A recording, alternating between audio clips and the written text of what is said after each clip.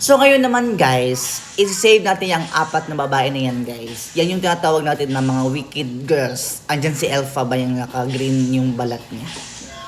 So yung una guys, ilagay natin yung hagdanan dito sa may balloon, yung babae, para makaakyat siya sa taas, di ba? Para ma-save natin. So ilagay natin guys. Ayan. Ayan guys. So, ayan, paakyat na siya dyan guys. Paakyat na siya. So next, yung gamot. So yung gamot guys, ilagay natin yan kay Elpha ba?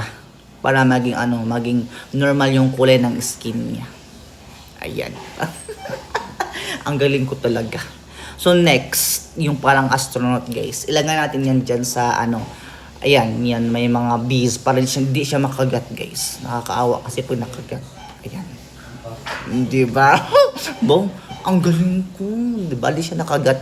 At nakakuha pa siya na talaga ng yung honeycomb.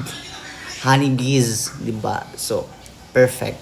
So, yung last guys, dito na tayo guys. Ayan, ilagay natin dyan sa babae niyan guys. Yung tali.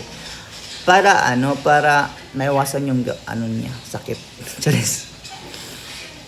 Hello, kawawa naman siya guys. Tinatulungan siya. Ano ba yan?